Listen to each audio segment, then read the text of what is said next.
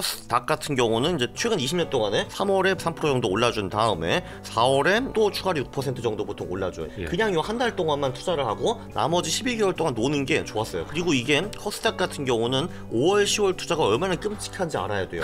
이게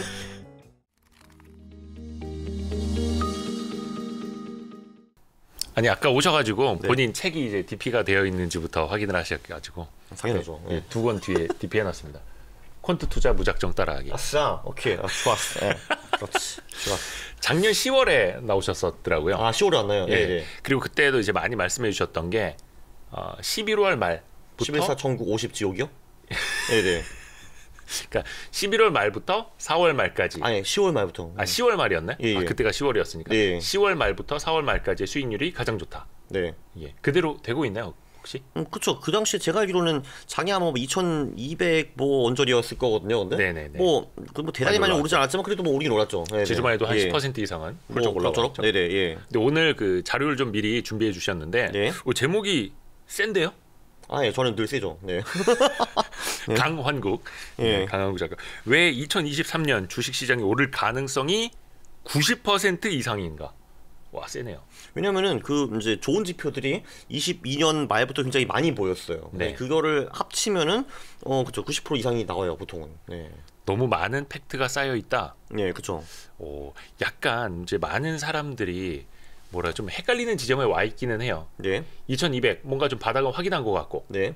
2500을 강하게 뚫지는 못하고, 네. 뭐 경기든 뭐든 확 좋아진다라는 건 없고, 네. 금리 인하 시그널이 나올지 안 나올지도 아직은 불확실하고. 네. 근데 어떻게 해서 긍정적으로 볼 수밖에 없는 건지 하나하나 좀 풀어가 볼까요? 뭐 일단 그 확실한 거 하나 이거 네. 미국 같은 경우는 대통령 사이클을 굉장히 많이 타요. 대통령 사이클이라는 거는 미국은 늘 대통령이 4년이잖아요. 네. 그 중에서 보통 중간 선거가 있는 해가 보통 저점을 찍고 그 다음에 주식이 올라요. 그리고 네. 2차 세계대전 후에는 그 대통령 3년 차 그러니까 중간 선거 다음에 주식이 떨어진 적이 단 한 번도 없어요. 요거는 이제 확률적으로 보는 거죠. 저는 모든 걸 확률적으로 보기도 네. 합니다. 오늘 네. 이제 준비하시는 자료가 과거에 이러이러했다라는 거 한번 이제 집대성하고 뒷부분에 이제 또 다른 이제 깊은 메시지를 주실 수 있는 걸로 알고 있는데 어차피 이게 미래를 볼 수 있는 사람들이 많이 나오긴 하는데 네. 그 중에서 미래를 본 사람을 제가 본 적이 거의 없어요. 네. 미래를 본 사람은 없죠 아직은. 네. 그렇죠. 네. 아니 그러니까 주장만 하시는 거예요 그분들은. 네, 네. 그리고 저는 이제 과거 확률을 대는데 근데 이게 미래가 과거랑 비슷하게 들어갈 확률이 보통 되게 높아요. 네. 그렇죠. 그게 이제 확률적 그쵸. 판단이니까. 네. 그렇죠. 그리고 사람 별로 안 바뀌어요 이게 기본적으로.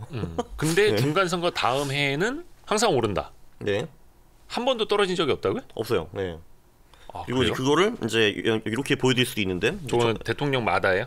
맞아요. 네, 1951년부터 2019년까지거든요. 네. 재밌는 거 뭐냐면은 여기 뭐 아이젠하워도 있고 뭐 닉슨도 있고 다 있어요, 있네. 그냥. 다 있어요, 다 있어요. 클린턴 뭐 네. 다 있네. 맞아요. 다 있는데 재밌는 게 뭐냐면은 네. 상반기에는 정말 떨어진 적이 한 번도 없고요. 상반기에 올랐다가 하락장에 떨어진 적은 보시다시피 몇 번 있는데 그래도 연 단위로 떨어진 적이 없어요. 이게 재밌어요, 이게. 그 중간 선거 다음 해. 그죠. 네네.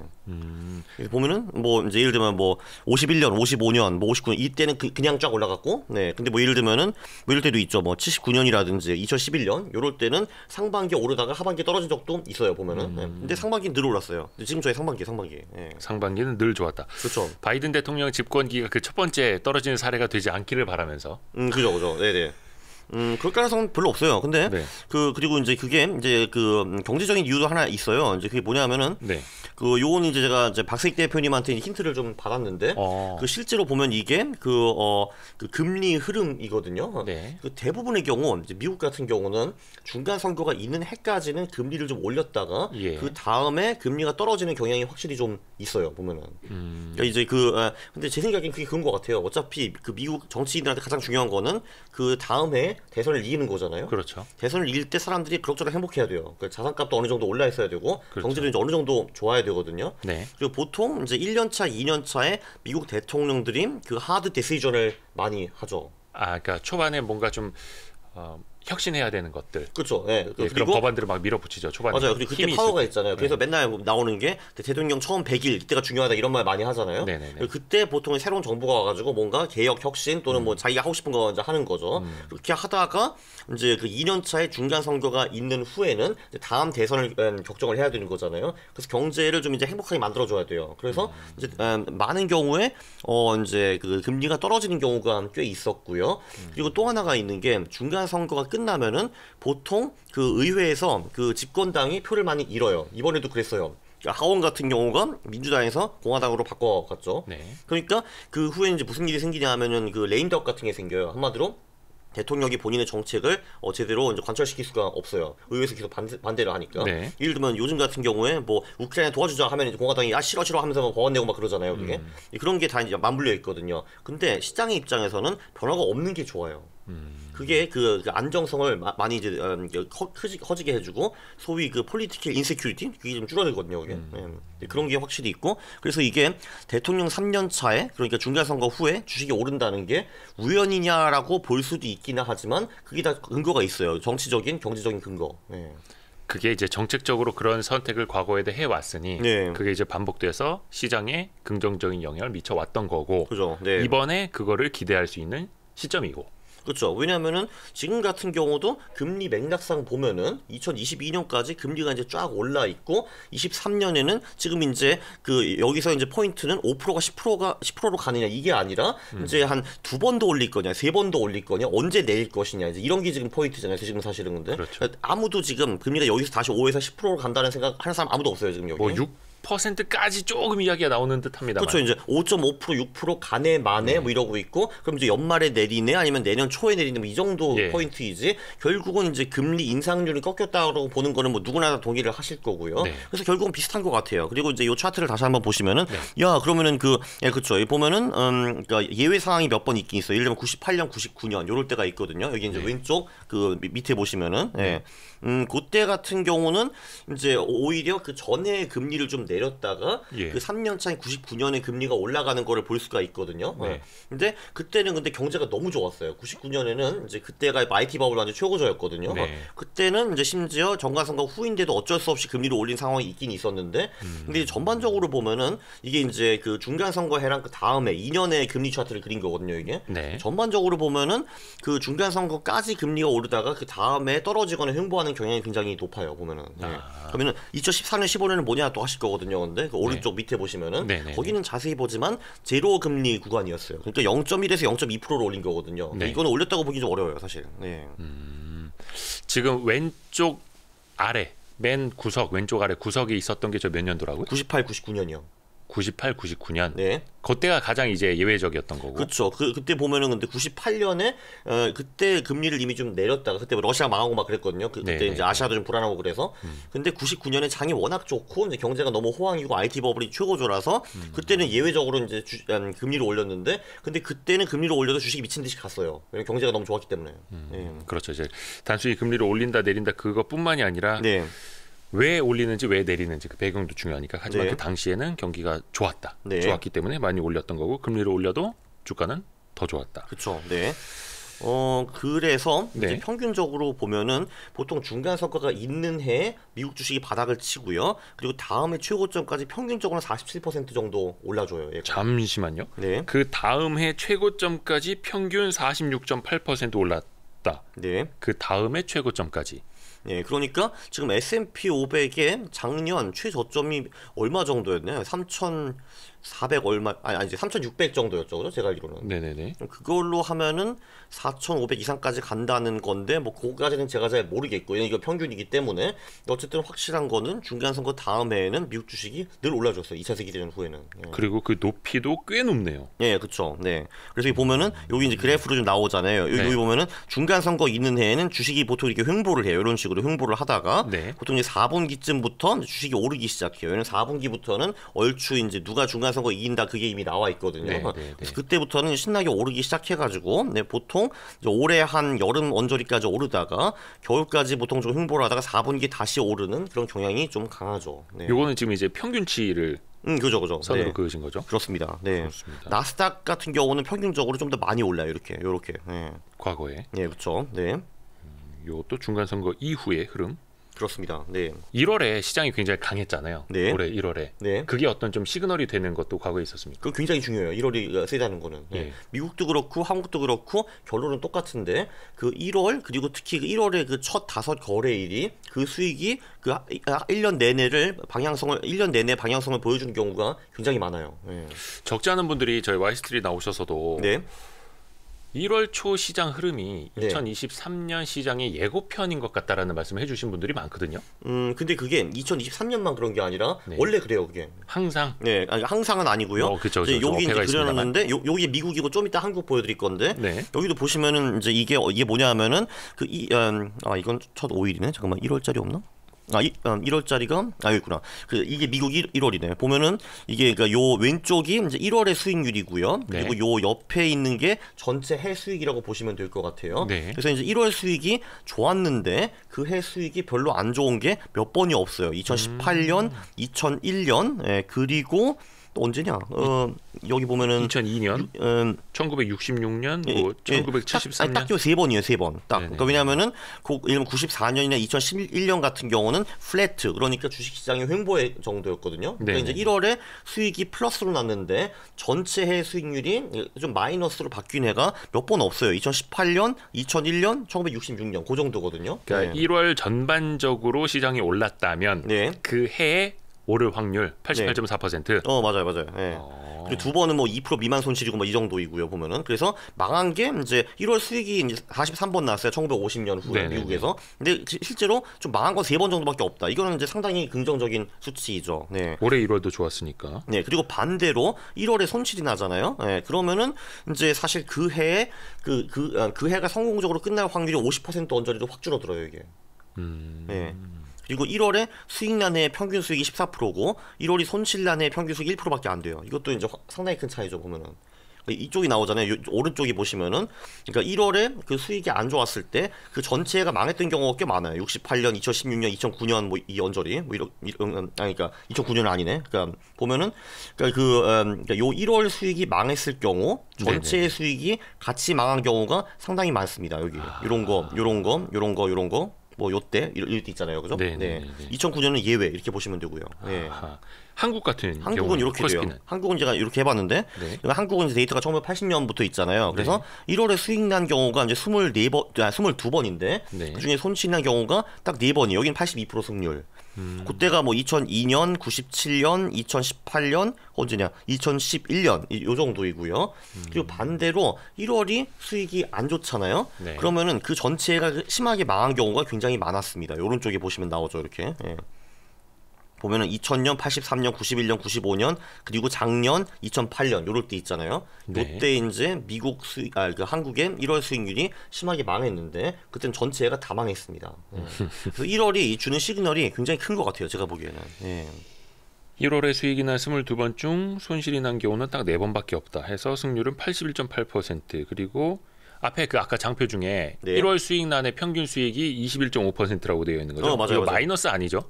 플러스죠. 아니 앞에 저기 수익 하이픈으로 이렇게 그렇죠. 돼 이건 있어서. 하이픈입니다. 그러니까 네, 네. 플러스요, 플러스. 플러스로 그려 있네, 플러스 이렇게. 네, 혹시 네, 그죠? 헷갈려서 네. 그 밑에 그러면 1월 손실난의 평균 수익도 2%, 플러스. 2.2%, 플러스 2.2%. 차이가 많이 나죠. 이거 20% 차인데 이거. 근데 일단은 올해는 1월은 이겨놓고 시작을 했으니 1월 일단 이겼어요. 누가 봐도 이겼어요. 일단 1월은. 네 좋습니다. 네. 근데 네. 이 다음 장 1월 장이 매우 좋으면 2월에는 조정이 오는 경우가 많았다. 이 약간 지금 현재 진행형 이 얘기인가?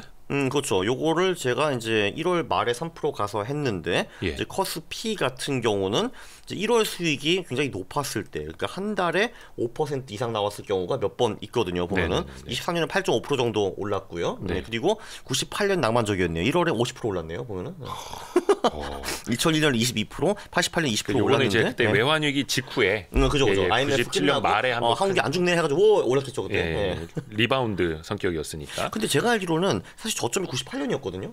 네. 97년에 한번 IMF 얻어맞은 다음에 98년 1에 와 되게 갔다가 이제 그 98년에 한번 저점 찍고 99년이 진짜 좋았던 걸로 저는 기억을 해요. 뭐 어쨌든 그건 그렇고 보시면은 이렇게 1월에 5% 이상 올랐던 해가 요 때가 있었는데 그 후에 2월 수익률이 보니까 조정을 받은 경우가 꽤 자주 있었다라는 거를 볼 수가 있고요. 그래서 이제 이번 달 그 2월에 조정이 온다고 해서 크게 슬퍼하지는 말아라 이제 이런 말을 제가 했습니다. 네. 1월에 강하게 가고 2월에 좀 쉬었다가 네. 그런 경우가 코스피 같은 경우는 꽤 자주 있었다라는 게 제 결론이었고요.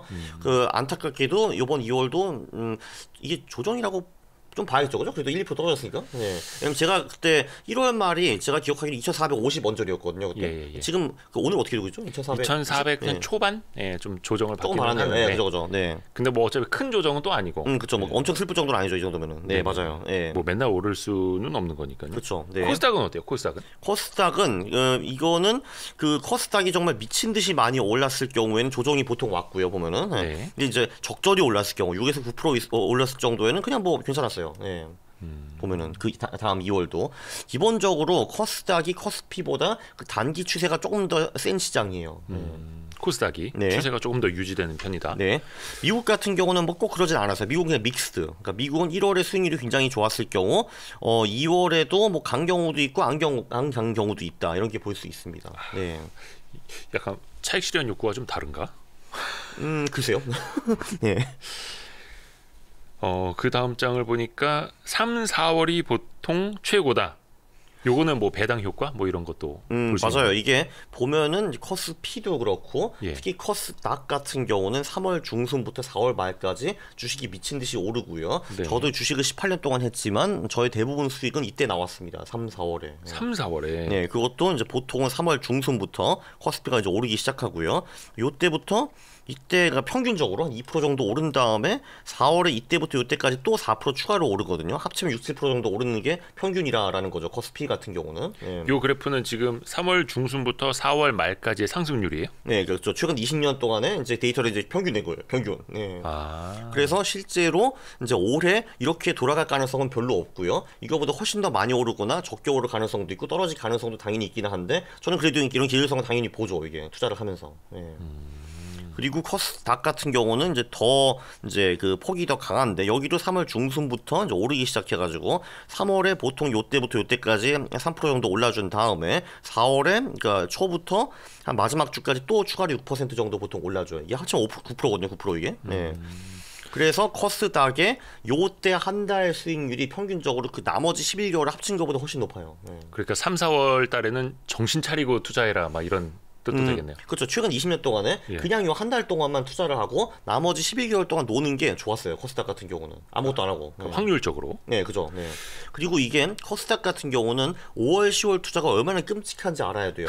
이게 97년에 그걸 좀 올라 그랬는데. 97년에 우리가 1억으로 시작을 했어요. 예. 당시에 그 돈 가지고 강남에서 아파트 살 수 있었더라고요. 제가 직접 찾아봤어요, 실제로. 네. 압구정 현대까지는 아니더라도 그래도 강남에 꽤 괜찮은 데는 1억 가지고 아파트를 살 수 있었거든요. 97년도에. 예, 그때 IMF도 있고 그랬으니까. 네. 근데 아니야, 난 강남 아파트 따위는 필요 없어. 난 코스닥을 믿어 하면서 5월, 10월에다가 코스닥에다가 1억 갖다 받고 5월, 10월에만 계속 투자를 했어요. 11월, 4월 돈을 빼고. 네. 그 돈이 얼마를 있을 것 같아요, 지금? 지금 몇 년 지났어? 26년 됐잖아요, 그죠?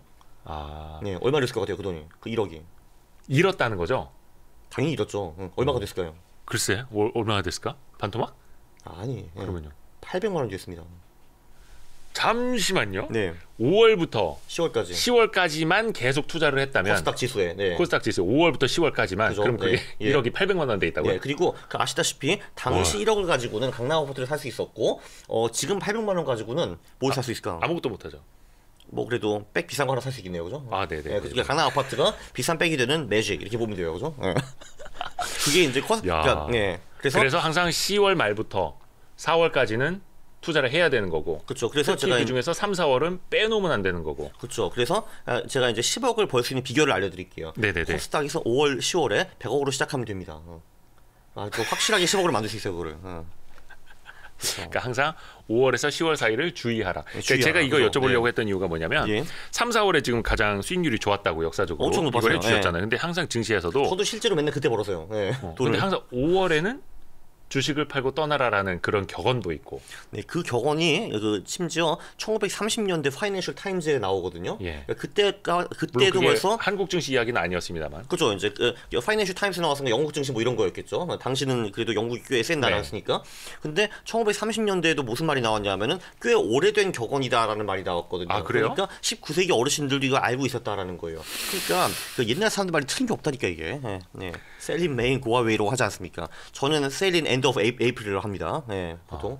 그러니까 올해 5월부터는 또 이제 어떻게 될지는 가봐야 되겠습니다만 네. 일단은 3, 4월에는 정신 바짝 차리고 투자해야 된다. 예, 근데 여기서 또 중요한 거는 예. 보통은 이게 5월에 가서 장이 떨어지는 게 아니라 4월 마지막 주부터 보통 많이 떨어져요. 저도 10년을 투자를 하면서 늘 그걸 경험을 했어요.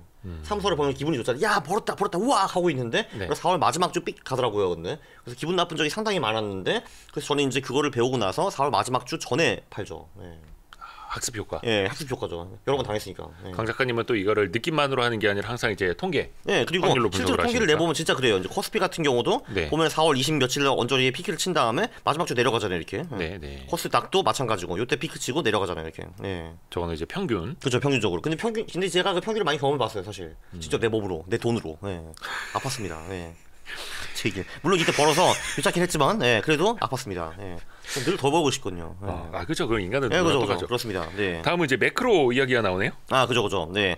제가 이제 그 박세익 그 대표님의 이제 덕을 많이 보기는 하는데, 요거는 아드님이 만드셨어요, 요 전략은. 거의 뭐 박세익 대표님하고 강원국 작가님은 거의 뭐 완전 찐친이시던데 완전히. 근데 이제 뭐 이런 경우가 굉장히 많죠. 박세익 대표님이 이제 뭔가 주장을 하시고 네. 제가 집에 가가지고 그게 맞나 하고 이제 테스트를 해보는 게 맞는데 네. 제가 뭐 이건 투자할 때 되게 중요한 것 같아요. 이제 굉장히 많은 사람들이 많은 주장을 하잖아요. 네. 그럼 그 주장을 이제 배운 다음에 그거를 기억을 하고 집에 가가지고 실제로 그게 맞는지 틀린지 그리고 그 전 사례들이 굉장히 많거든요. 네. 그거를 한번 찾아보는 게 굉장히 중요하다라고 생각을 합니다. 왜냐면 보통 본인의 주장을 하시는 분들이 사례 한 개, 두 개만 갖고 와가지고 본인의 주장을 하시는 경우가 굉장히 많거든요. 예. 알고 보면 역사에 그런 사례가 10개, 12개 있는 경우가 굉장히 많아요. 네, 그거 네. 찾아보면은 야, 이번 한두 번은 맞았는데 나머지 틀렸네? 이렇게 나올 수도 있는 거거든요. 네, 네. 그거는 본인이 직접 해야 돼요. 왜냐면 당연히 그 사람이 그 말을 해주진 않겠죠. 나머지 10번 틀렸다는 거는.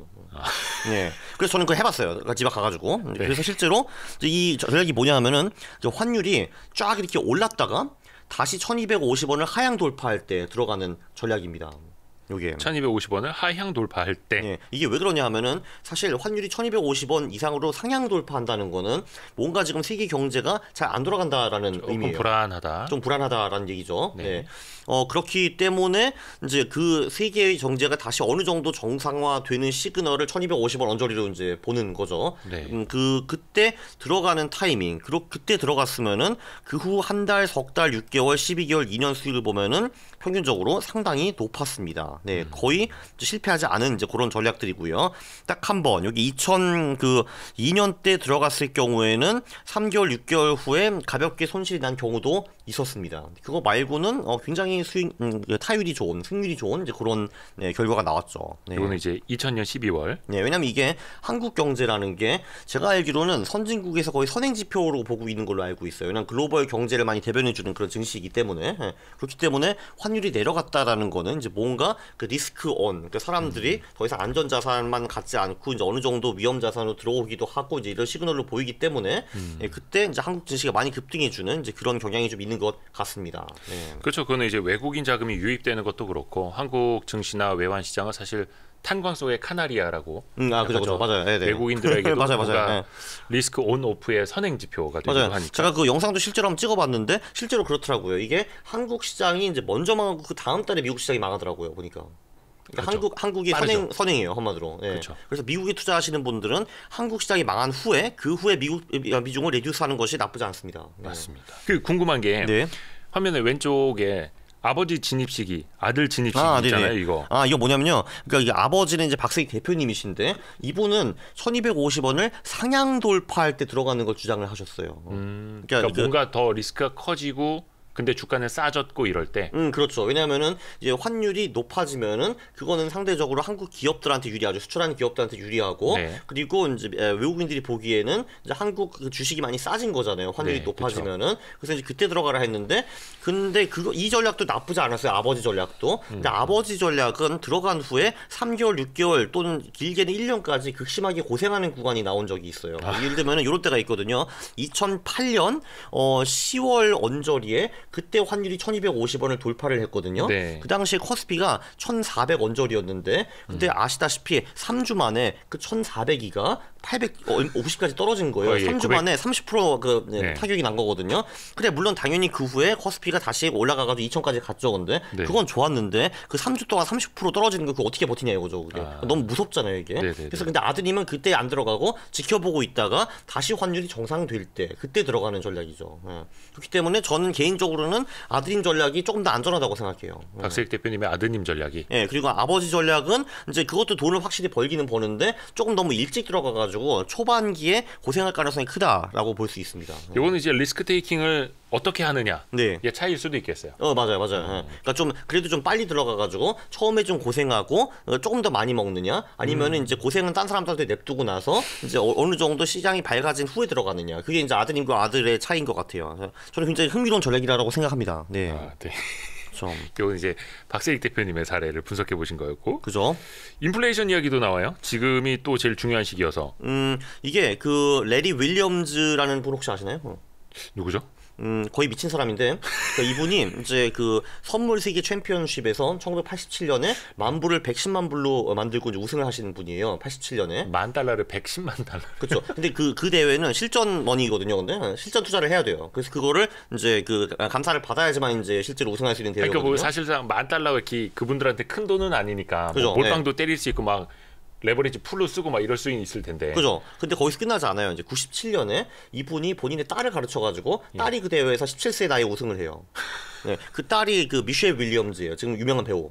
골든 글로브 따신 분. 그래요? 네. 그래서 그분이 17살에 선물 세계 트레이딩 챔피언이 됐어요. 오. 그래서 이제 그런 능력도 있다. 그 또 뭘 하셨냐면 이분이 이런 것도 하셨어요. 이제 이분이 강의를 많이 하시거든요. 세미나 같은 거 하면서 세미나와 라이브 트레이딩을 병행을 하시거든요. 그 병행을 하면서 100만 불을 버는 거. 그러니까 이거를 레리 윌리엄즈 $1,000,000 챌린지라고 하셨거든요. 성공하셨어요. 그러니까 사람들이 진짜 몇백 명이 보고 있는 앞에서 자 여러분 이제 갑니다. 야 우리 공선물 갑니다. 자, 1시간 후에 자 이제 팔아야죠. 팝니다. 이게 해가지고 100만 불 버신 분이에요. 우리로 따지면 이제 네. 해외 선물을. 그죠. 네. 원자재 상품 선물 이런 것들을. 그렇죠. 이분이 투자 경력이 자그마치 60년이거든요. 그러니까 1962년에 태어나신 게 아니 그때 시작하셨어요. 네. 네. 그래가지고 이제 아시는 게 굉장히 많은데 이분도 이제 어떤 시그널을 주셨냐 하면은 미국 인플레이션이 3개월 연속 하락할 때 그때가 이제 매수 타이밍이었을 경우가 많았다라는 건데 그게 피크 찍고 내려올 때. 그렇죠. 그게 제가 알기로는 작년 9월인가 10월인가 뭐 그래요. 그러니까 이게 제가 알기로는 그 미국 그 인플레이션이 9.1%인가 그때까지 올라갔다가 그 후부터 이제 8, 7 이런 식으로 떨어졌잖아요. 6월이 아마 피크였을 거예요. 그런가요? 네. 그럼 6월 피크면은 7월 한 초에 결과가 나왔을 거고, 그럼 석 달을 더하면 10월 언저리에 석 달 연속 떨어졌다는 시그널이 나왔겠네요, 그죠? 그럼 한 달은 노이즈니까. 강 작가님이 이제 포트폴리오 구축할 때. 그렇죠. 이게 그래서 이 우주의 기운들이 많이 그때 공교롭게 모이더라고요. 되게 신기하게 이게. 이야 신기하다. 네. 그리고 레리 윌리엄즈에 따르면은 보통 인플레이션이 5.5년 사이클을 많이 따른대요. 그러니까 고점부터 고점까지 저점까지가 평균적으로는 5.5년 정도 언저리라고 하더라고요. 지금 잠깐 저 빨간색 선 그어 놓으신 거. 빨간색 거든요. 이거는 폭은 무시하셔도 되고 저점과 고점을 보라라는 거예요. 그러니까 이게 보면 저거 5번 복사해 놓으신 거 아니죠? 이거는 제가 레리 윌리엄 자료에서 베낀 거예요, 제가. 아니 그러니까 네. 어떻게 저렇게 똑같지? 지금 보기. 아니 그러니까 요때만 똑같고요. 이때 보면은 이때 보면은 이 폭은 무시하시고 요점 살짝 고점이 오기는 왔어요. 언저리로. 네. 그리고 요때 저점이 있었고 요렇게 요때. 그러니까 저 빨간 선이 뭐예요? 빨간 선이 소위 인플레이션의 고점과 저점이 이제 어떻게 움직이는가 보여주는 이제 선이에요, 한마디로. 그래서 보면은 실제로 요때 고점이 좀 있었고 요때 저점이 있었죠. 그러니까 이게 실제 인플레이션이 검은색. 타이밍을 보여주기 타이밍을 보여주는 거 폭은 무시하셔도 돼요. 폭은 무시하셔도 돼요. 저는 폭이 너무 똑같아가지고. 폭은 요때만 똑같죠. 지금 이때만. 네. 네. 그래서 어쨌든 지금 그래서 5.5년 사이클이 돼가지고 이제 피크를 쳤으니까 이제 내려가는 것이 보통은 정상이다. 뭐 이런 얘기를 하시는 거죠 이게. 네. 여기서부터 내려가는 게 정상이다. 네. 그러면 그때 사라. 근데 그게 작년 한 10월쯤. 그렇죠. 이제 그때 피크를 쳤다라고 볼 수 있는 거죠. 네. 좋습니다. 요거는 했고, 네. 그리고 코스피 같은 경우는 이제 그 PBR도 중요한 지표입니다. 갑자기 요즘 이제 그 코스피에서 포워드 펄을 얘기하시는 분들이 굉장히 많거든요. 네. 그러니까 한마디로 기업의 어닝이 떨어지기 때문에 그쵸. 코스피가 많이 오를 수 없다 이런 말씀을 많이 하시는데 지금 아직도 실적 추정치 하향 조정이 계속되고 있더라고요. 그거는 맞기는 맞고요. 네. 그건 다 맞는 말인데, 근데 사실 한국이라는 나라가 경제 민감한 그 경기 민감도가 높은 기업들이 굉장히 많잖아요. 그렇죠. 그래서 원래 한국 기업 같은 경우는 몇 년에 한번 기업 실적이 박살나게 되어 있어요 이게. 근데 그때 전부라 뭐 주식이 같이 반토막나고 이런 거는 사실은 아니잖아요. 왜냐면 네. 그 이제 투자자들도 바보가 아니기 때문에 이거는 이제 경기 민감한 주식이 그때 이제 바닥을 찍는 거고 그건 다시 올라오겠지 뭐 이렇게 생각을 하는 건데, 사실 그 퍼보다는 PBR가 훨씬 더 스테이블한 지표이죠. 안정적인 네, 지표고요. 그렇죠. 예, 그래서 보통 이게 PBR 수준이 코스피 기준으로 0.9 이하일 경우에는 그 후에 한 달, 석 달, 6개월, 1년, 2년 수익이 대부분의 경우 상당히 좋았다라는 거를 볼 수 있습니다. 평균적으로 굉장히 높아요. 네, 싸게 사면 그렇죠. 네, 그것도 북밸류 순자산 가치 이하로 사면은 네. 버티면 먹는다. 그렇죠. 그리고 1.4 이상으로 가는 경우도 가끔 있거든요. 예. 이때는 보통 안 좋죠. 그 후에 와가 1년 후에서 또 2년 후에 오면은 보통 장이 많이 떨어져 있더라. 이런 것도 볼 수가 있습니다. 이것도 어떻게 보면 이제 말씀하신 것처럼 경기 순환 한 축에 있고, 그렇죠. 사이클을 탈 수밖에 없는 기업들이 많은 코스피여서. 네. 그리고 사실 이게 이제 가치 투자를 무시하는 분들도 많이 있기는 한데, 근데 이게 그 확실히 싼 거는 이제 시간이 지나면 다시 이제 어느 정도 제값을 찾는 거고, 비싼 거는 싼 값을 그 시간을 지나면은 다시 되돌아오는 그런 경향이 확실히 좀 있는 것 같습니다. 네. 맞습니다. 요거는 마켓 타이밍 툴로는 조금 위력이 떨어지기는 하는데, 이제 한 1년, 2년 후를 바라볼 때는 굉장히 괜찮은 지표입니다. 네. 일종의 평균 회귀 개념으로. 그죠. 네. 드디어 나왔다. 뭐가 나왔어요? 미너비니. 미노빈이 당연히 나오죠. 미노빈이 나와야죠. 네. 오늘 이야기 안 하시는 줄 알고 서운할 뻔했네요. 그럴 리가 있나요? 투자의 신과 가장 근접하신 분인데. 근데 사실 가장 근접한 사람이 두 명이에요. 사실 이분이랑 데이비드 라이언. 네, 이 두 명이죠. 네. 근데 미너비니가 이제 최근에 이제 ADR 지표라는 걸 소개를 했죠. 이게 이제 Advanced Decline Ratio라고 하는데, 네. 한마디로 미국에서 주식이 오른 주식이 몇 개 있는가, 그리고 내린 주식이 몇 개 있는가, 이제 그거를 이제 분석한 지표이고요. 네. 이때 올린 게 1월이었어요. 제가 기억하기로는 이제 그때 이제 보면은 10일 평균이 1.9가 넘었다. 이제 뭐냐 하면은 이제 그 오른 주식의 수가 내린 주식의 수보다 1.9배가 더 많았다라는 거죠. 그러니까 2대1 정도라는 건데, 네. 이제 그때 보면은 이런 지표가 한번 나온 후에 5일, 10일, 그러니까 한 달, 석 달, 6개월, 1년 후에 주식 시장을 보니까 보통 많이 몰라 있었고 승률이 대단히 높았다. 이런 거를 이제 볼 수가 있습니다. 네. 최근 10일 평균이 1.9까지 올랐다. 그러니까 상승 종목이 하락 종목보다 훨씬 더 많아질 그쵸, 때. 한 2배 정도. 예, 그죠. 네. 근데 요거를 통해서 이제 시그널이 나왔다라고 표현할 수 있는 게 어떤 게 있을까요? 뭐 예를 들어서 뭐 1.9가 아니라 네. 뭐 한 1점 몇 이상으로 갔을 때 이제 긍정적인 시그널이라든지 그런 뭐 절대적인 기준을 놓고 말하는 거예요, 미너비니가. 그렇죠. 이 사람은 지금 이제 그때 1.9를 찍었기 때문에 한번 1.9로 한번 보자라고 이제 시장 그때 분석을 한 것 같아요. 근데 뭐 상식적으로 1.5나 2가 높으면 그래도 오른 주식이 내린 주식보다 훨씬 더 그렇죠, 많다는 당연히. 거니까 네. 이제 그거를 이제 말씀하시는 거죠, 이분은. 그러면 그때부터 뭔가 심리도 많이 개선이 되고 네. 그렇게 볼 수 그리고 있다. 그 한마디로 이 시장의 온기가 전체 시장에 퍼졌다 이렇게 볼 수가 있는 거죠. 네. 온기가 퍼졌다. 그렇죠. 왜냐면은 특정 주식만 올라가고 이제 거의 나머지 주식들은 빌빌거리고 있어. 이제 그러면은 이 ADR가 높게 나올 수가 없거든요. 그렇죠, 당연히. 그렇죠, 네. 그렇죠. 그런 걸 말씀하시는 것 같아요. 상승하는 종목이 훨씬 더 많아질 때라는 거니까. 근데 그죠, 그 중에 그죠. 또 이제 하락하는 종목이 꼭 한두 개씩 있다니까요. 계속. 네, 그죠, 맞아요. 네. 이건 평균이니까. 네. 네. 그리고 이제 이런 것도 이제 하나 있습니다. 이게 그 작년 2분기에 미국 주식이 15% 이상 하락을 했어요. 이게 이제 자주 있는 일은 아닌데 그렇게 한 분기에 15% 이상 망한 경우, 그 다음 분기까지도 그 망하는 경우는 몇 번 있었는데 그 다다음 분기부터는 100% 확률로 수익이 계속 났습니다. 2차 세계대전 후에는요.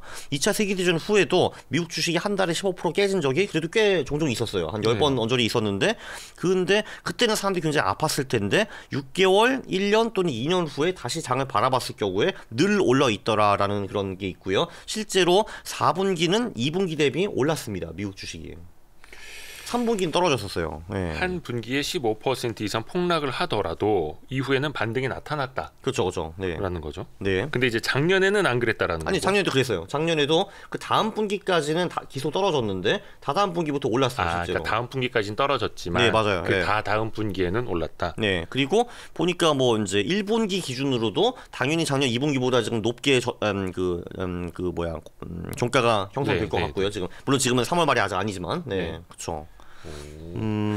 잠깐 민어빈 이야기가 다시 나오는데요? 당연하죠. 예. 그 사실 이제 저는 이제 그거를 좀 말씀드리고 싶어요.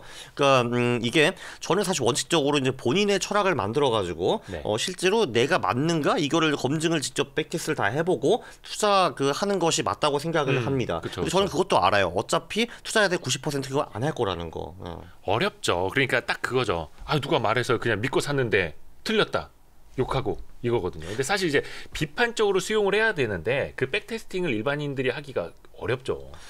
그렇죠. 그래서 그 나머지 90%는 그러면은 그 말씀하신 대로 그러니까 누군가 얘기를 듣고 이제 하는 경우가 많다고 했는데, 네. 자 그럼 그게 중요하잖아요. 누구 얘기를 듣는가. 그렇죠, 그렇죠. 네. 근데 왜 한국 사람들은 이런 사람들을 많이 듣냐 이거죠. 그러니까 애널리스트, 센터장, 교수, 경제학자는 투자를 하지 안 하거나 못 하는 사람들이 대부분이거든요. 근데 도대체 이게 이런 거거든요. 제가 축구를 배우려고 하면은 네. 손흥민이 옆에 있고 그 옆에 TV 해설자가 있어요. 예. 그러니까 제가 축구를 진짜 하는 사람이거든요. 네. 저는 손흥민한테 가겠죠. 근데 축구를 어떻게 내가 좀 더 트레이닝을 하고 배워야 되겠냐? 제가 그 해설자한테 물어보진 않을 거거든요.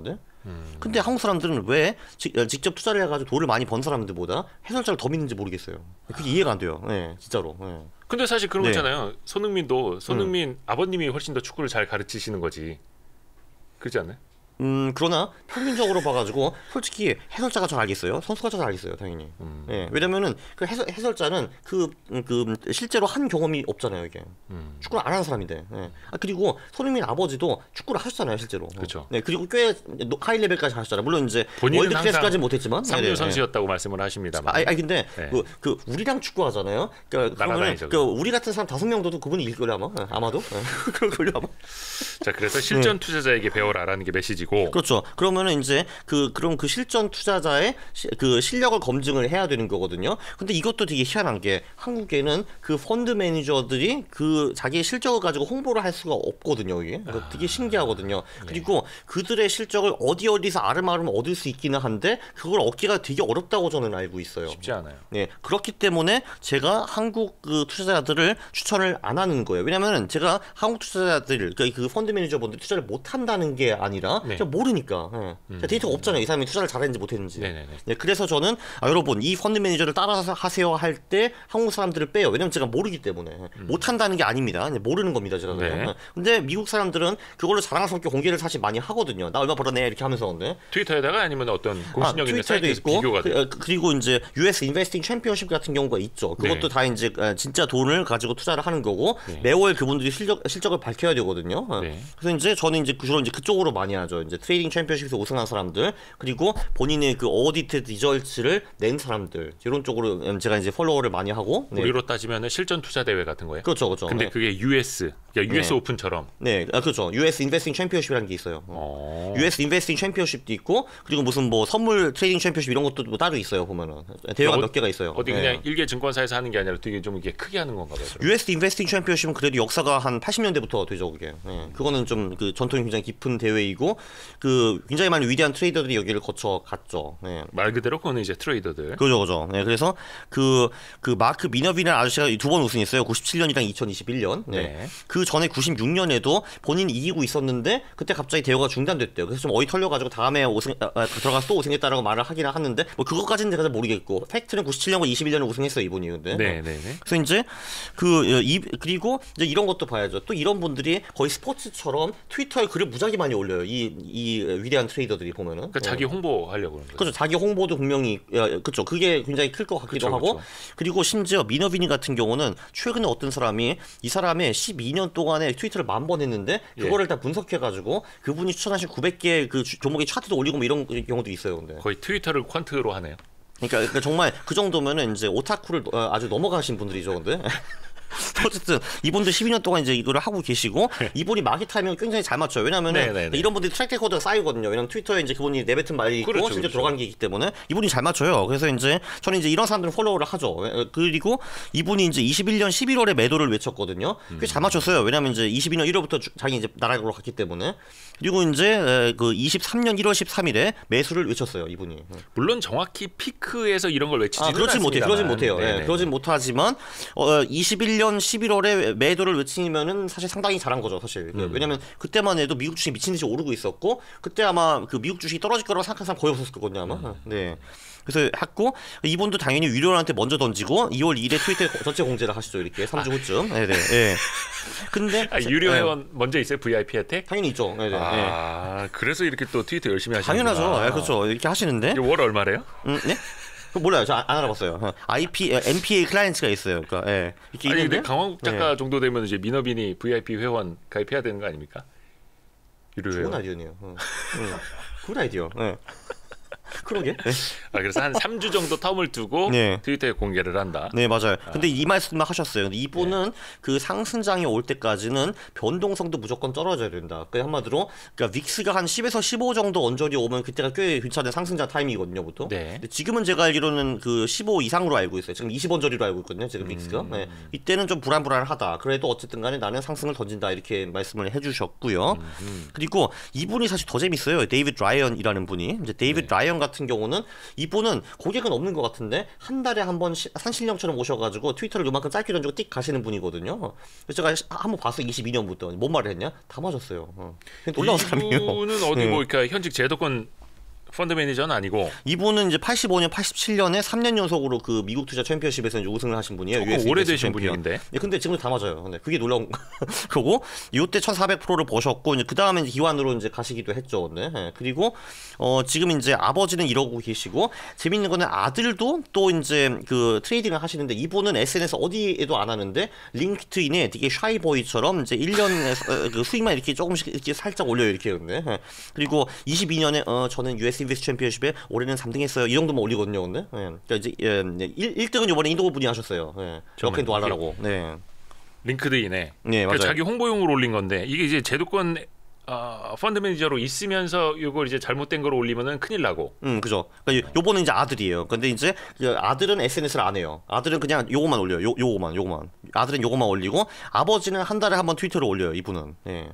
그래서 이제 그 최근에 이제 말씀하신 건 1월 6일 날 그 당시에 이제 스파이라는 ETF가 385 정도였거든요. 근데 네. 야 400씩 간다. 야 했거든요. 근데 하나만에 400씩 왔어요. 왔네. 야 이제 그 작년에 물린 매물들한테 부딪힌다. 390, 430 막스건이 예상된다. 하고 또 가셨어요. 근데 그게 이제 2월 3일에 마지막으로 하신 말씀이시고 그다음 총총 가셔가지고 3월에 한번 다시 오시겠죠. 이분이 보통 한 달에 한 번쯤 오세요. 네. 트위터에. 네. 그래서 이제 한마디로 저는 이제 이걸 강조하고 싶어요. 오케이, 직접 백테스트 안 하고 본인의 투자 철학이 없는 거는 뭐 좋다 이거예요. 어차피 제가 그 하세요 해도 90%는 안 할 거기 때문에 그럼 도대체 누구를 팔로우 하느냐 이게 중요한 거거든요. 그럼 당연히 제가 보기에는 돈을 실제로 많이 벌어본 경험이 있고 투자를 했고, 네, 그리고 실제로 이렇게 포캐스팅 레코드, 그러니까 그 예측한 그 트랙 레코드가 좀 쌓이고 이제 많이 맞는 사람들, 그런 말들을 따라야 되지 않겠느냐? 이제 이게 제 생각이죠, 사실은. 네. 그래서 요 분들이 한 번씩 뭔가 이제 자신감이 넘칠 때 트위터를 쓰시는 거잖아요. 데이비드 라이언은 자신감이 안 넘쳐도 그냥 한 달에 한번 오셔가지고 참 떨어진다 이거 말씀 많이 쓰세요 그냥. 지금 하지 마라 이런 말도 해요. 그렇습니다. 뭐 요거는 이제 틀릴 수도 있는 거니까 참고만. 한 분이 더 있어요. 레리 윌리엄스. 레리 아까 윌리엄스. 그 말씀주셨던. 그 제가 보기에는 그 이 사실 데이비드 라이언과 미너비니가 적중률이 가장 높고요. 레리 윌리엄스는 그거보다는 조금 떨어져요. 그거는 제가 말씀드릴 수가 있는데 네. 이분도 이제 유로자를 내가지고 이번에 사봤어요. 200불 내고 샀는데 이제 포캐스트 2023년 이렇게 나왔는데 요거를 사면은 이제 그 영상이 하나 따라와요. 그래서 이제 이분이 그 말씀하시더라고요. 내가 60년 투자했는데 2023년처럼 장이 오를 거로 확신한 적은 한 번도 없었다라는 말씀하시거든요. 근데 그러면 이제 이런 분들도 많이 계세요. 근데 이거 저 낚시 아니냐 이런 식으로. 야 근데 여러분 공인들은 레퓨테이션이라는 게 있어요. 평판이라는 게 있거든요. 이거 잘못 말하면은 되게 쪽팔리거든요. 나중에 사람 매매매 하기 때문에. 네. 그래서 사실 이런 대가들은 대부분의 경우 네. 본인이 생각하는 최선을 원래 말하게 되어 있어요. 네. 아하. 네. 그렇죠. 왜냐면은 그거를 입장을 바꿔 생각하면 되거든요. 제가 미너빈이에요. 여러분 자기 오릅니다. 했거든요. 근데 떨어졌어요. 그럼 트위터에 가서 10만 명이 그랬거든요. 근데 네네. 너 바보 하면서 근데 그럼 얼마나 짜증 나 있어요 그게. 근데 당연히 미너비니가 됐든 라이언이 되었든 레리 윌리엄스가 되었든 본인이 생각하는 최선을 말할 수밖에 없어요. 그렇죠. 그거는 예. 뭐 누구나 마찬가지. 이분이 근데 레리 윌리엄스가 우주의 기운 창조자예요? 그 우주의 기운 창조자는 예. 이제 그거예요. 그 저기 그 11월 4월도 이분이 책에서 말씀하셨고, 그리고 왜 그 대통령 선거 얘기 그것도 이제 이분이 책에서 말씀하셨고, 그리고 보통 2로 끝나는 해가 저점일 경우가 굉장히 많아요. 예를 들면은 그리고 그 우주의 기운 그 세 개가 합치는 게 20년에 한 번 있거든요. 그게. 네네네. 이게 이제 1922년, 42년, 62년, 82년, 2002년, 2022년이거든요. 네, 네. 그리고 그때가 늘 아주 훌륭한 타이밍이었어요. 미국 주식 투자할 때. 중간 선거 다음 해 2로 끝나는 해 그리고 그 한 11월부터 그죠, 맞아요. 그때가 바닥 딱 잡으면 그 10월 말까지는 바닥이 아닌 경우가 꽤 있었어요. 예를 들면 8월이 바닥인 경우도 있었고, 그 12월이 바닥이 온 적도 있었고, 다음에 2, 3월이 바닥인 적도 있었어요. 근데 어쨌든 그 언저리 타이밍이 중장기 투자할 때는 굉장히 좋았어요. 2023년처럼 상승장이 올 거라고 확신한 적은 한 번도 없었다라고 레리 윌리엄스가 Most certain I've ever been이라는 말씀을 하셨죠, 여기. 예, 그렇죠. 확신. 예. 그리고 이번 61년 하셨어요, 투자를. 예. 그래서 이거를 그냥 가볍게 뱉을 정도는 아니에요, 이 사람이. 예. 노망이 오시진 않겠지. 설마 아니야. 훌륭하신 분이에요. 예. 80 넘으셨지만. 80이 넘으셔서도. 그죠. 예. 아니 또 미국에서 이렇게 장수하시면서 투자하신 분들 많아가지고 그 누구였더라? 필립 피셔는 예? 치매에 걸려서도 투자를 했었다고. 그거 좀 안 좋은 거 아니에요? 그러니까 안 좋은 거긴 한데 그래서 조금 처음에는 치매에 걸려서도 하다가 예. 나중에 좀 이렇게 접었다고. 아들한테 옮긴 거 아니에요 혹시 보면? 켄한테? 켄디가 해야 무슨? 그럴 수도 있어요, 켄 피셔가. 그리고 그 뭐야 저기 워렌 버핏도 지금 92세시고요. 그렇죠. 멍거가 99세예요. 그래서 제가 요번에 5월에 그 벅셔에 가보려고요. 애니얼 미팅. 왜냐면 그 죄송하신 말씀이지만 이제 현실적으로 언제 돌아가실지 이제 모르기 때문에 빨리 가가지고 한번 뵙고 와야죠 그래도. A주 갖고 계세요? 뭐 어떤 거? 아직 안 샀는데 B주 하나 사려고 가려고요. 아직? 예. 나중에 사도 갈 수 있어요? 예, 사가지고 그거 이제 그 한국증권사에서 이제 그 뭐 입증해 주는 게 있어요. 그러니까 너 이 사람 지금 이런 주식 보유하고 있습니다. 뭐 예를 들어서 연말까지 갖고 있었어야 되고. 그건 아닌 것 같고요. 그리고 이제 한국 주주의 경우는 그거 대충 보내요 그냥. 네, 있나 하고 이렇게. 네. 마크 리치는 누군가요? 마크 리치는 조금 덜 유명한 사람이긴 한데 네. 그러니까 미너비리한테 주식을 이제 배웠기도 했고 이 정확히 이분의 이름이 마크 리치 2세예요. 왜냐하면 1세가 아버지신데 아버지도 이제 돈을 굉장히 많이 버셔가지고 시장의 마법사에 나오시는 분이거든요. 근데 아들 같은 경우도 어디들 리절트가 있어요. 2010년부터 22년 3월까지는 있네. 그러니까 요거를 버셨어요 이분이.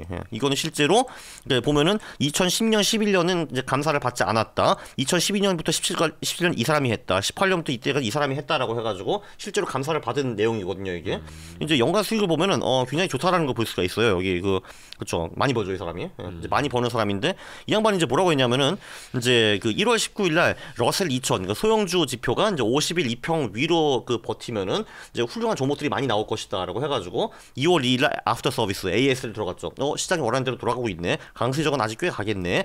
야 내가 롱 포지션이 최근 1년 넘게 이렇게 많은 적이 없었다라고 말씀하시고 또 가셨어요. 네. 언제라고요 그게? 2월 2일. 네. 얼마 안 됐구나. 얼마 안 됐어요. 네.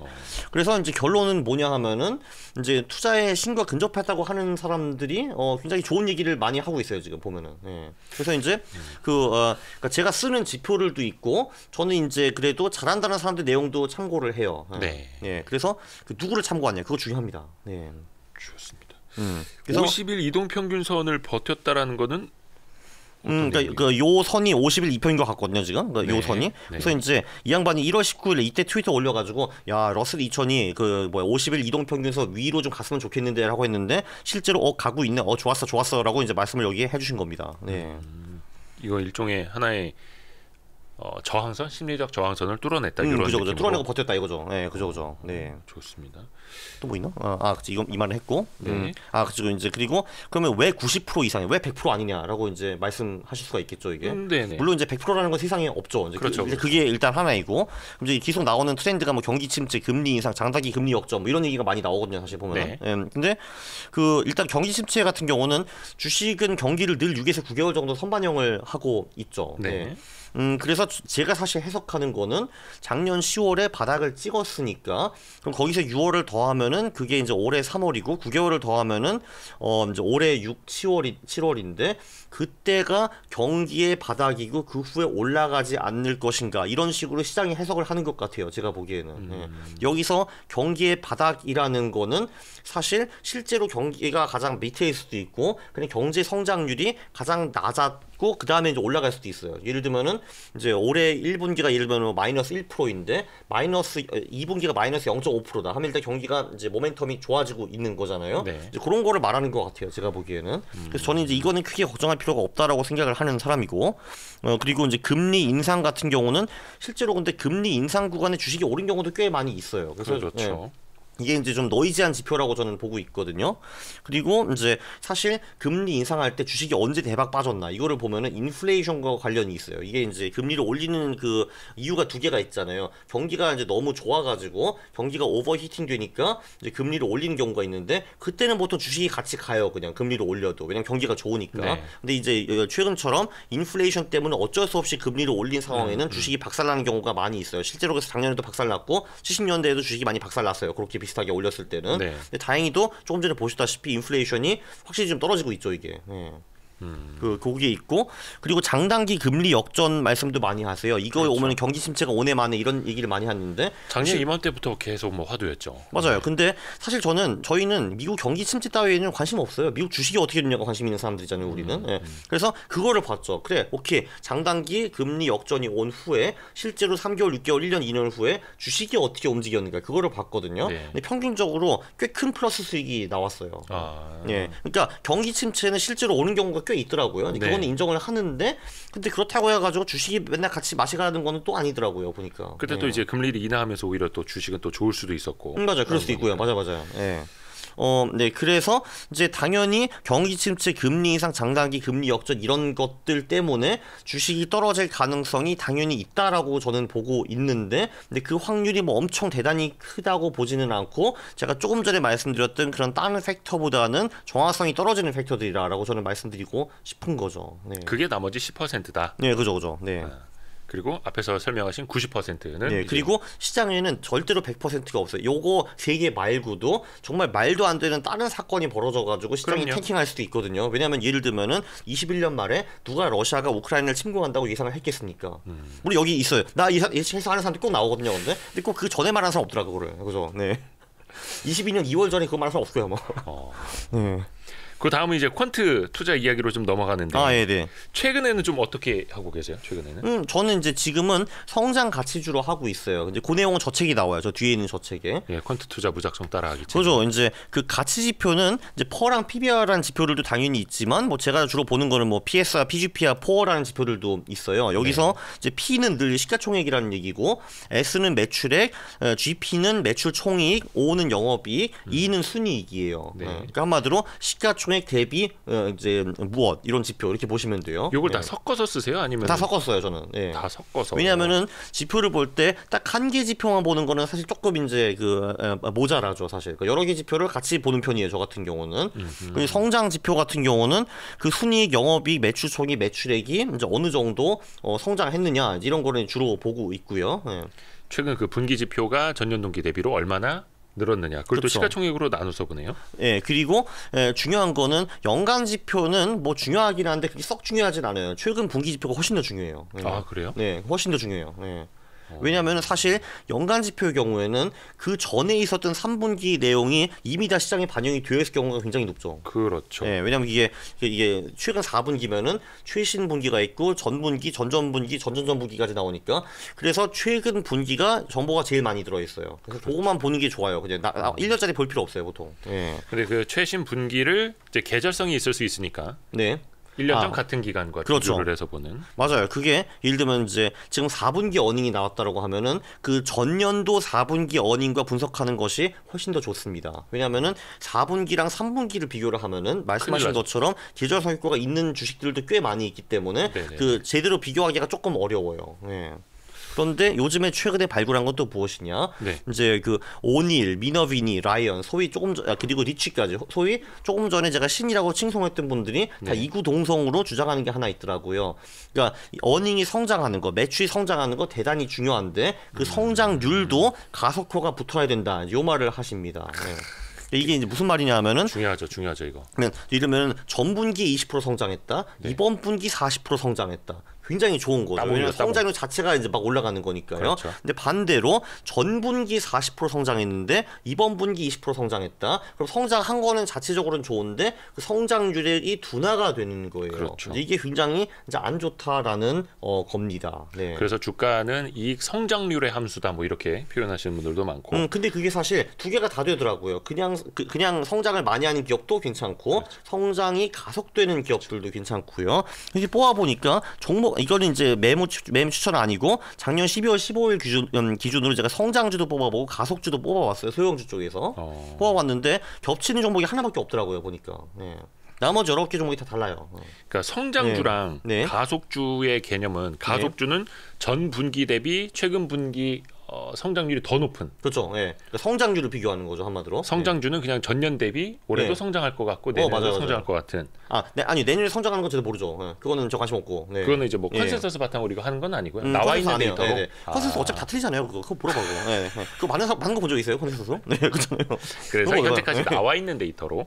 근데 이건 제가 농담으로 했는데 네. 소형주 같은 경우는 실제로 찍힌 지표로 해도 돈을 굉장히 잘 벌 수가 있고요. 일단 소형주 네. 자체는 컨센서스가 없을 확률이 그렇죠. 높죠. 컨센서스 없는 경우도 많고 어차피 아무도 관심 없잖아요. 근데 그래가지고 실제로 지표가 찍힌 후에 투자해도 늦지 않고요. 대형주는 말씀하신 대로 난이도가 좀 있어요. 거기는 실제 어닝이 움직이는 것보다 컨센서스가 움직이는 게 그쪽이 좀 더 강한 것 같더라고요. 그래서 대형주 안 해요. 그래서. 네. 근데 요거를 보면 네. 전 페이지인 것 같은데 네. CAGR은 요게 주가 상승률이에요? 평균 상승률? 어떤 그죠. 성장률이에요? 그러니까 소형주는 여기서 한국 시가총액 하위 20%를 의미를 하는 거예요. 네. 이제 그 내에서 제가 돌리거든요, 보통. 네, 근데 이제 가속주를 그래서 저는 보고 싶은데 네네. 가속주의 CAGR이 54는 이거는 어떤 뜻이라고 보면 돼요? 그러니까 그 가속주에 그러니까 한마디로 이게 우리가 20년 동안에 가속주 그러니까 가속이 가장 빠른 10개 종목을 사가지고 네. 분기에 한번 리밸런싱 했을 경우 연봉률 54%를 벌 수 있었다. 요 얘기죠. 네. 성장주가 더 높긴 하네요. 네, 그렇죠. 높기는 한데 차이가 크진 않아요. 그러니까 뭐 요 정도는 이제 오차범위라고 거의 볼 수가 있고 그 대신 MDD가 높죠. 이쪽에 보면은. 네. 약간 MDD는 맥시멈대로 나오니까 가장 밑으로 많이 떨어졌을 때. 네. 근데 가속주는 많이 떨어진다 하더라도 그 폭은 조금 덜 떨어지는. 그렇죠. 네. 그것도 있고 사실 뭐 근데 이것도 크게 중요하지는 않은데 사실 중요한 포인트는 그건 것 같아요. 가속주랑 성장주가 많이 안 겹치거든요. 그래서 분산 투자 포트폴리오 짜기가 굉장히 좋다라는 거죠. 가속주랑 성장주가 안 겹쳐요? 그게 그게 좀 전에 이거. 네, 이거. 그러니까 성장주 네. 안에서 가속주가 나오는 거 아니에요? 그렇기는 한데 근데 이게 이제 저희가 성장주랑 가속주를 계산하는 방법이 조금씩 달라요. 이게 보면은 이제 그 보면은 그 성장주 같은 경우 여기 보면은 조금 전에도 말씀하셨지만 나누기 시가총액이라는 지표가 하나 있거든요. 여기 보면은 그러니까 이게 보면은 성장을 어떻게 계산하냐면은 최신 분기 지표 마이너스 전년 동분기 지표 나누기 시가총액이라고 나와 있는데 이렇게 한 이유가 이제 뭐냐 하면은 뭐 예를 들면은 삼성전자가 순이익을 100억에서 200억으로 올렸다라는 게 하나 있고 어떤 네. 중소기업이 그 순이익을 100억에서 150억으로 올렸다. 누가 더 잘한 겁니까? 중소기업이 아니면 그렇죠. 그냥 이것만 들으면 삼성전자가 잘한 거 아니야? 100억에서 200억 네. 갔는데 할 수가 있는데 근데 사실 중소기업이 훨씬 더 잘한 거죠. 왜냐면 삼성전자는 시가총액 몇백 조인데 그렇죠. 그 100억 벌었다가 200억 벌면 좀 티끌을 벌었다가 티끌이 좀 더 커진 것뿐이잖아요. 근데 중소기업은 이제 작은 기업인데 100억 벌다가 150억 벌었어. 그럼 잘한 거잖아요. 이게. 그렇죠. 네. 투하 자본 자체가 또 다를 수도 맞아요. 있으니까. 그렇기 때문에 우리가 성장 지표를 계산할 때는 요 시가총액으로 스케일링을 해요. 이게 이렇게 하는데 그 가속 지표 같은 경우는 요 시가총액이 안 들어가 있어요. 그냥 진짜 퍼센티지만 봐요. 이런 거죠. 전분기 20% 올랐네. 이번 분기 40% 올랐네. 굿. 이제 이렇게 계산하는 거죠. 그래서 나오는 종목들이 많이 다르더라고요. 보니까 딱 한 개만 겹쳤어요. 제가 뽑아 보니까. 그래서 한마디로 성장 주랑 가속주랑 분산 투자가 잘 된다 이렇게 볼 수가 있는 거죠. 네. 요거는 12월 15일 기준이네요. 네, 근데 제가 그 전 20년 종목을 다 뽑아봤거든요. 이제 뽑을 수가 있어요. 근데 네. 보니까 겹친 종목 의외로 별로 없네 이런 걸 볼 수가 있었습니다. 네. 그 다음 페이지에 나와 있는 성장 가치 가속주는 뭐야 이게? 이거는 설명이 좀 필요하겠다 이거. 성장 가치 가속주? 요거는 제가 한번 여기 가가지고 한번 보여드리면 좋을 것 같은데, 그러니까 이게 이제 제가 주로 이제 백테스트를 하고 종목을 뽑는 소프트웨어 컨터스라고 하는 건데, 네. 이제 한국에 들어가서 저 같은 경우는 일단 이 기본 필터를 전부 다 클릭을 합니다. 왜냐면 얘네들을 정말 필요 없는 애들이거든요, 전부 다. 적자 기업, 관리조 뭐 이런 뭐라고 쓰겠어요 이거. 제외. 예. 그리고 저는 어차피 소형주만 투자를 하기 때문에 소형주 필터를 클릭을 하고요. 네. 그럼 제가 이제 여기 입력을 하는 거죠. 넌 좀 도대체 어떤 소형주에 투자하고 싶니라는 거잖아요. 네. 근데 여기서 이제 지금 말이 나온 게 가치주가 있고 성장주가 있고 가속주가 있잖아요. 네. 그러니까 저는 한마디로 그 성장도 어느 정도 하고 가속도 어느 정도 붙어 있는데 저평가되어 있는, 한마디로 모든 종목에서 골고루 이제 A 마이너스 정도는 받는 그런 기업들에 투자를 하고 싶은 거예요. 네. 그러면 저는 그냥 그 12개 지표를 다 그냥 클릭을 해요, 여기 그냥. 예. 그러니까 뭐 이렇게 이거 넣고 얘 넣고 얘 넣고 얘 넣고 뭐 어디 갔냐? 성장 팩터, 순이익 성장률, 영업이익 성장률, 매출 총이익 성장률, 매출액 성장률에다가 순이익 가속, 매출 성장, 매출액 가속, 매출 총이익 성장 가속, 영업이익 성장 가속. 그러니까 요 12개의 팩터를 다 집어넣고서 각각의 순위를 매겨요. 그래서 평균 순위가 제일 높은 20개 기업에 투자하는 이제 그런 전략을 짜는 거죠. 저것도 이제 최근 분기. 그렇죠. 다 최근 보기만. 그죠. 맞아요. 네. 그러니까 좋은 재료들은 다 때려 넣는다. 그죠. 맞아요. 그 12개. 그렇죠. 네. 그래서 이제 저는 그 고민을 12개를 다 때려 넣을까, 아니면 가치를 그냥 뺄까, 아니면 뭐 이런 식으로 이제 투자를 하는 건데, 근데 이게 투자라는 게 굉장히 이제 고맙고 좋은 게 뭐냐면은 그 지금 좋은 전략이 뭐 예를 들면 3개가 있다. A가 있고 B가 있고 C가 있다 하면은 고민할 필요가 없어요. 3개 중에 어떤 걸로 가지? 그냥 포트폴리오를 3등분 해가지고 A, B, C 다 넣는 것도 굉장히 좋은 방법이에요. 제가 보기에는. 예. 왜냐면 이게 각 전략들이 상관성이 떨어지기 때문에, 그러니까 내가 가치주로 갈까, 성장주로 갈까, 가속주로 갈까 고민하는 게 아니라 뭐 가치주 일부, 성장주 일부, 뭐 가속주 일부 이렇게 투자를 할 수가 있고, 또는 이런 식으로 그냥 팩터를 다 같이 때려박을 수도 있어요. 이렇게. 저렇게 해서 나온 결론이 뭐 나쁘지 않았어요. 네.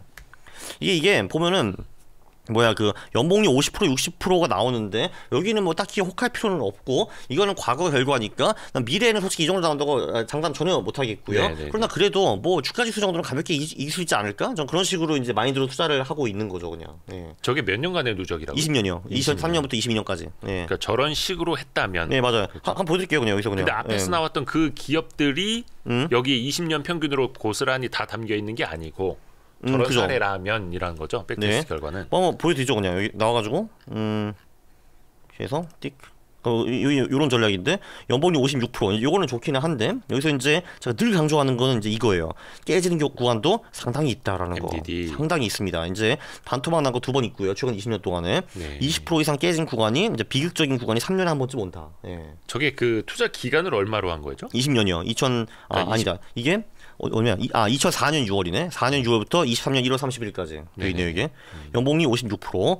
왜 2004년이냐 하면은 저희가 2003년부터 데이터가 있는데, 가속과 지표를 계산하려면은 아무래도 이제 여러 분기가 필요하니까 그런 것 같아요. 네. 그렇게 되어 있고, MDD 53% 나왔고, 그리고 그리고 깨지는 달이 분명히 있다고 저는 늘 설명해 드립니다. 이거 봐봐요, 이게. 네. 작년에도 6월, 9월, 12월에 수익이 안 좋았어요, 이게. 예. 예. 물론 이제 그 뭐 10월이나 뭐 7월처럼 도본 적도 꽤 있지만, 예. 그래서 22년 수익이 얼마였어요?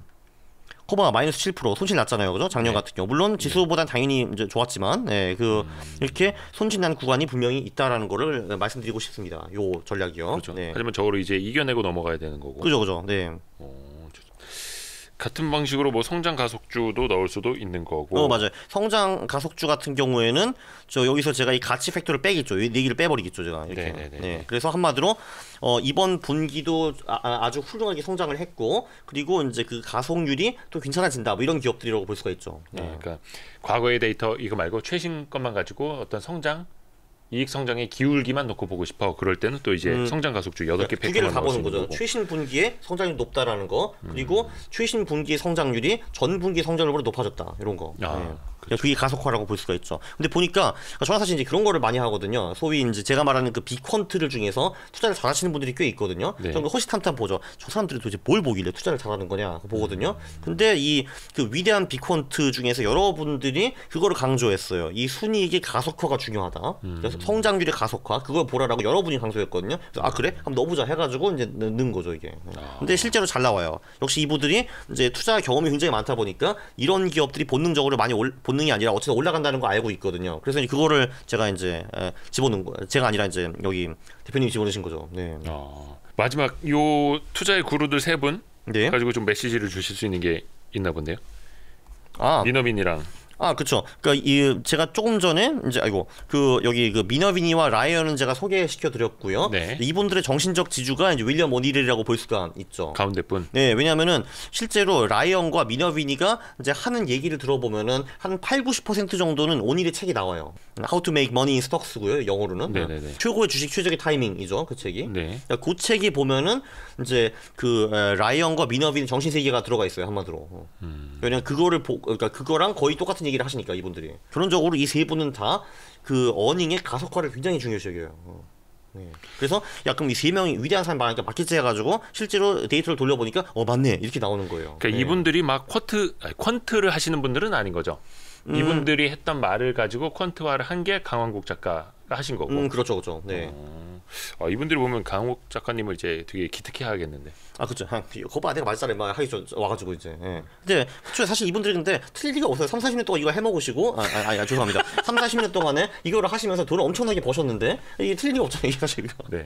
그래서 이 분들의 이야기를 강원국 작가를 통해서 우리가 대신 좀 접할 수 있는 거고, 그걸 이제 계량화해서 어떻게 보면 많은 분들이 직접 하기 힘든 것도 제 강 작가님이 잘 또 요약을 해주셔가지고 이제 이 퀀트 전략이 조금 한번 변곡점에 서는 시기는 언제로 보면 돼요? 한 4월 말 되면 그러면 네. 그 지난 10월 말에 한번 리밸런싱해서 11월부터 가져오던 걸 4월 말에 한번 꺾으실 계획인가요? 지금 다 팔지 이제 일부를 남겨둘지 그거에 걱정이지 이제 포지션이 많이 줄어든다라는 건 기정사실이죠. 어쩔 수 없어요. 네. 그러면은 그건 이제 한 2달 정도 남았습니까? 네. 그럼 한 4월 말쯤에 한번 더 보실까요? 아니면 5월 초에 그 4월 말까지 결과를 가지고 한번 보실까요? 물론 그럼 제가 이제 우는 얘기만 하겠죠. 4월 말에 와가지고 여러분 1억이 코스닥 들어 얼마 된지 아세요? 이런 얘기 하겠죠. 그러면 코스피는요. 코스피는 얼마 됐을 것 같아요, 전? 코스피? 네. 좀 덜 하지 않았을까요? 그래도? 그러니까 다시 한번 말씀드리면은 이제 1억을 가지고 이제 90년대 중순부터 투자를 해서 5월, 10월만 투자를 했다. 이제 그 1억이 얼마가 됐을까요? 그러니까 가장 안 좋은 시절에. 네, 지금. 한 네. 반? 그러니까 절반? 아니 그게 한 3천 정도 됐어요. 3천. 1억이 3천이 됐어요. 3분의 1. 그러니까 코스피 지수는 우리가 착실하게 5월, 10월에 투자를 했다고 하면은 1억이 3천이 되었어요. 네. 그건 이제 우리가 또 과거가 반복된다고 할 수는 없지만 또 그게 통계적으로 또 나오는 거라서. 근데 이게 또 놀랍게도 코스피만 이런 게 아니에요. 미국도 그렇고 중국도 그렇고 영국도 그렇고 독일도 그렇고 일본도 그렇고 다 그래요. 신기하네. 신기합니다. 11월, 4월 전국 50지역. 그래서 한 5월 초에 한번 그럼 보실게요. 그럼 또 지옥 얘기해야 돼요 와서? 아니 왜냐면 그때까지 결과 가지고. 그렇죠. 그때 썸네일 딱 보이겠네요. 그러니까 인제 망했다. 이렇게. 오늘도 좋은 말씀 너무 감사합니다. 작가님. 알겠습니다. 네. 고맙습니다. 감사합니다. 고생하셨습니다.